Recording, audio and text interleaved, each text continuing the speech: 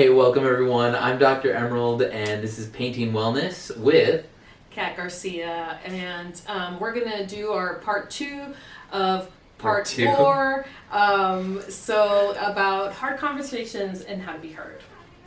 So I'm ready to listen. You're ready to listen? I'm ready to listen. No pressure. Okay, so we talked a lot in the last couple of podcasts about how to have hard conversations, how to create safe spaces, what to do or not to do in conversations, how to be a good listener, how to be a good speaker.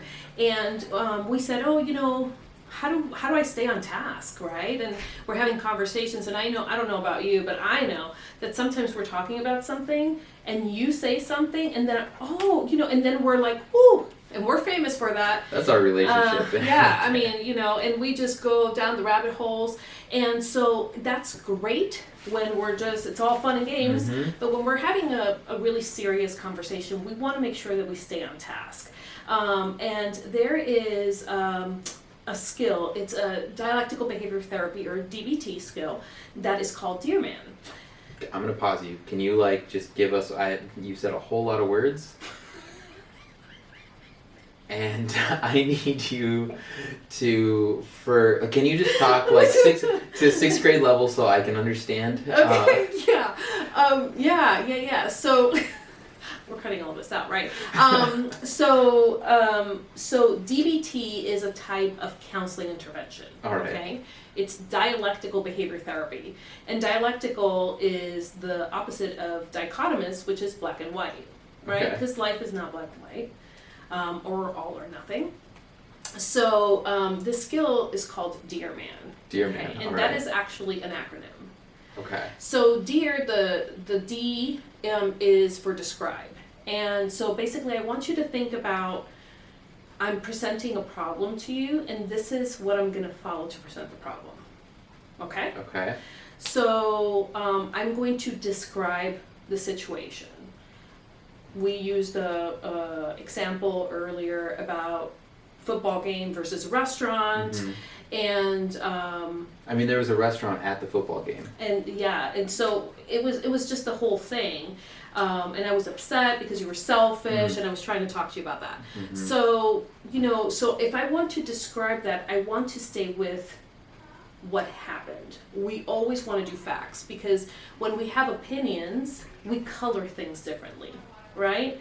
So we had plans to go to the restaurant, your friends called, then offered you to go to a football game, and you hung up, and you told me you were not going to go to the restaurant, that you were going to go to the football game.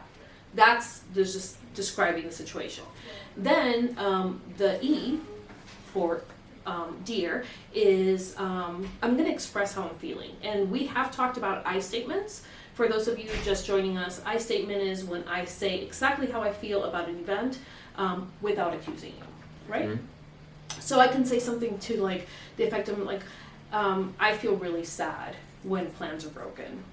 I didn't say you broke our plans or anything like that, right? I feel frustrated when there's changes last minute, right? And it really allows for me to tell you how I feel without accusing you of anything. Okay? Then the A is for assert. Okay, sorry, I thought we were talking about the animal deer. So this is deer Jane. D.E.A.R. Got it. Perfect. D.E.A.R. Right. Okay, so then we're going to assert. Uh-huh. And what assert means is I'm going to tell you what I need from you in this conversation. All right. Okay, and so we talked about listener speaker, and this is assuming that I'm the speaker, right? And so I might tell you in the future, I would really appreciate if we didn't change plans last minute. Now the R for D.E.A.R is reinforce, and I am going to reinforce what the problem is. Why? Because at this point, either one of us could have gone into a tangent. I did not get a call from my friends. I got a call from my cousin. I didn't, we weren't going to go to the restaurant. We were going to go to McDonald's. It could be anything, right? And so we don't want to go into a tangent. So I'm going to reinforce. That means I'm going to tell you how I feel and assert what I need from you. So I'm reinforcing. Okay? So it makes me feel very frustrated, and I really would just like to not cancel or change plans last minute. Okay? And now we have just covered D.E.A.R. Now it's M.A.N. Okay. So, you ready? I'm needing maybe some safer space right now, Kat, with the tone that we talked about in part 3. The safe space. The safe space. I'm not attacking you.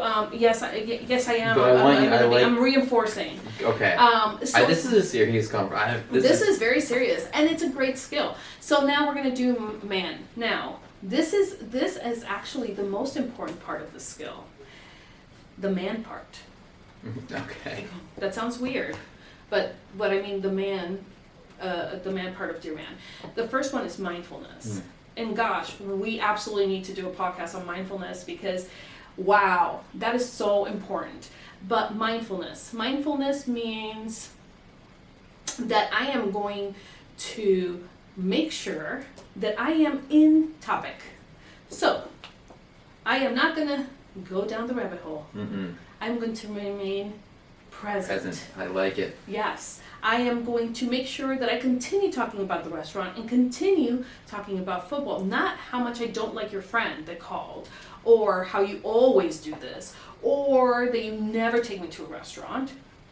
I'm being mindful about what I'm talking to you right now. Okay? And we do that by being mindful and present in the moment. And that's how we stay on task, right? The A for M.A.N. is assert. Again. Oh, yeah. Assert and appear confident. And what we want to do is, and this, you know what, this is hard for some of us because, you know, we've talked about fight or flight. And if we're in the middle of a Dear Man, like people like, I don't know, my mouth gets dry and I can't find the words and I can't appear confident, I can't. But it's really important because when we don't appear confident in what we want, people sometimes can't hear us. So I want to appear confident and I assert what's going on. And then the N, which is the last letter, is negotiate. Okay. All right. Yeah. Okay. And it means that I have to be flexible to try to find a compromise in the situation that we're talking about. So I just threw a whole Dear Man to you. Give me your thoughts. I'm a deer in the headlights. So let's I'm gonna words, bring everything together again. Yeah. So Dear Man, describing the situation, expressing how it made me feel. Yeah. Right. A for assert. Assert. What are you asserting? I'm asserting the point. You're asserting what you want from What I the want. conversation. Okay. Yeah. And then following that up by reinforcement. R, yes. R, not the pirate. Okay. And then this is why we get off topic. Yeah, so, I know, right? The M.A.N. is staying present in mindfulness. Okay. Appear confident. And then N is negotiating. Absolutely. Okay. So in the beginning, I'm just feeling like I want to write this down. Like when I'm going to my part, like when I'm going to practice this, being able to just have this in bullet point so that I can get those reps in. And then as we talked about in part 3, which if you haven't heard yet, go back, let's do it. Yeah. Talk about these things outside of the actual times that you may be arguing, right? We don't to want practice. To do it yeah. Also just saying like, hey, these are things that I would like to practice in our communication with each other. Yeah, and the beauty of this is that anybody can go on Google and you can, go to the internet and type Dear Man, and you can actually find a lot of worksheets that allow you the space to write in the Dear Man, and then you can, use it, or you can just kind of write it on a piece of paper. But if you're really curious, there's a lot of websites out there that you can find information on Dear Man. Okay, and what I'm also hearing is as you're going through this is that there's a lot of asserting your stance and how you're feeling in the moment, which then I would think that this is really just really good practice in being able to communicate yourself in any situation, and then the more you do it, the more you feel confident in that. Absolutely. So I love that it builds on itself too. Yeah. So that's what I think I'm probably more excited about. I'm Yeah. like, oh, this is like really great application for a lot of different ways. Yeah. You could almost do this. You can do this in any conversation. In any conversation, yeah. Yeah. And I think that when we, it's really, really important that we remember we're not going to have these conversations when we're in the middle of a fight, because it becomes part of the fight instead of being a conversation about solutions. And it's not going to be a confrontation, it's simply a conversation. And when we practice this, it's not going to be perfect every time, and it most definitely is not going to be perfect the first time. But the point is that if we both agree that we're going to have these skills in our conversations, then we are allowing ourselves that building a safe space, right? And because we're not going to do it when we're fighting, right? And and we're going to be talking. One of the things that I think that we should talk about in future podcasts and upcoming podcasts is, what are the rules of fighting fair? And how do we fight fair? How do, as couples, we decide what the rules are? And there's some rules that I think just everybody should have, and then, of course, every couple would have a different rule because everybody's different. So yeah, I like that. And one of the things, like with, maybe this goes into a future podcast, but with this fighting fair, when you're negotiating, Old Emerald, I could see Old Emerald definitely wanting to use that negotiation spot to then blame shift. How, like, as someone that's hearing or listening, what are some things in that negotiation period that I could be on the lookout for myself to make sure that I'm not going into those patterns? That's a great question, and I think it's going to be really important that we remember that it's always going to be the two people against the problem rather than against each other. So we are not going to be interested in blame shifting, because that doesn't solve anything. We can go back and forth about who's to blame for it, but what is the solution?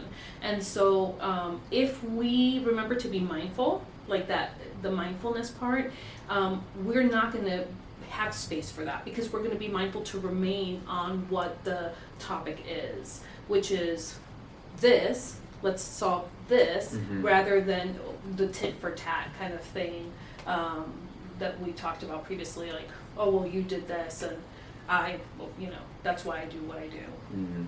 Well, I like what you said there, is that what I heard, at least, was that even if when I'm the listener and you're the speaker on this, I'm still utilizing D.E.A.R in this, because I'm coming back and making sure that I'm mindful. I'm making sure that we're expressing and asserting to stay on that topic. Absolutely. So once again, going back to like making sure that you're practicing this or discussing this outside of even when you're first starting these conversations, so you're both on the same page with that. Yeah, and I think that it is with any conversation.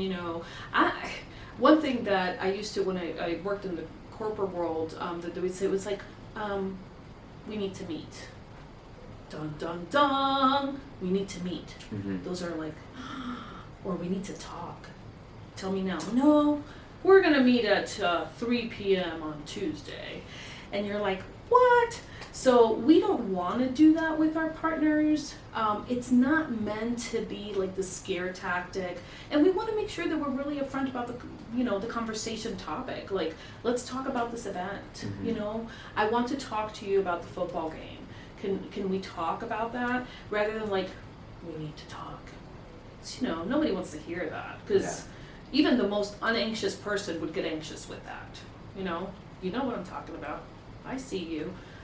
So it's really, really important that we talk about what event, and that is also going to keep us on task. So in conversations, the speaker and the listener are going to do multiple things over and over and over to make sure that we are on task and we stay with what we're talking about.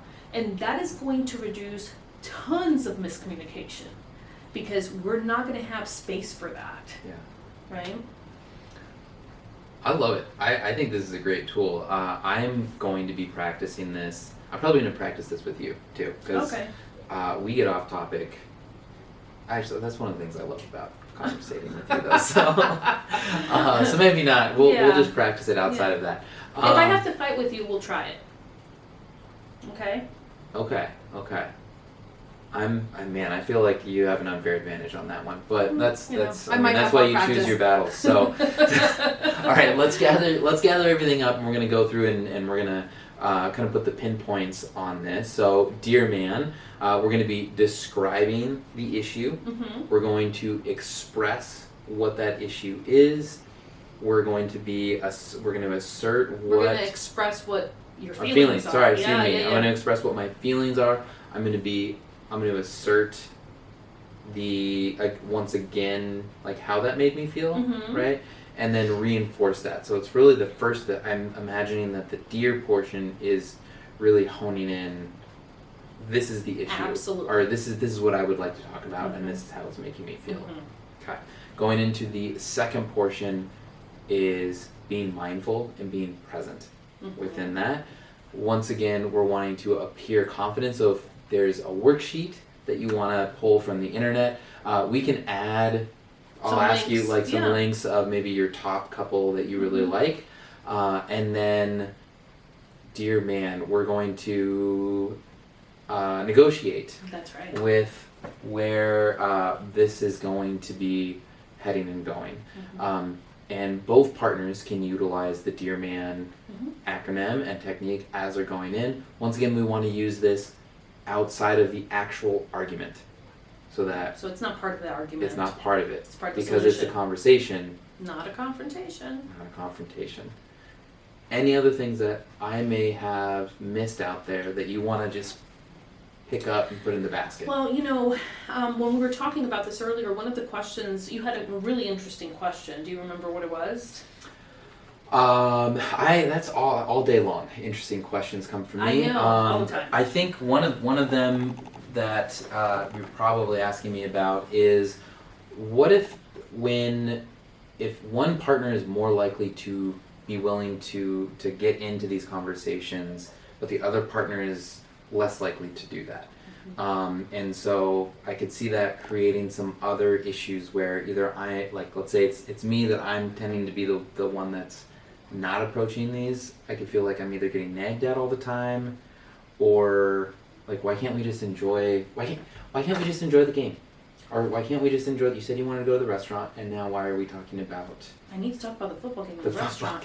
And that is an amazing question, and it goes back, there's a lot that goes into that, a lot of personal work, but one of the biggest things that we need to take into account is our attachment system, and how that makes us communicate in our relationships, because that's an incredible part of who we are, and we want to create safe spaces to create a secure attachment to our partner, which means that they become our home base, right? And so we are going to be covering that in upcoming podcasts about what attachment systems and attachment styles there are, and how they impact our relationships, and how we can help ourselves become more secure. And I think in creating that space and not running away, and also just last thing, if something keeps coming up nagging, it means it's not resolved.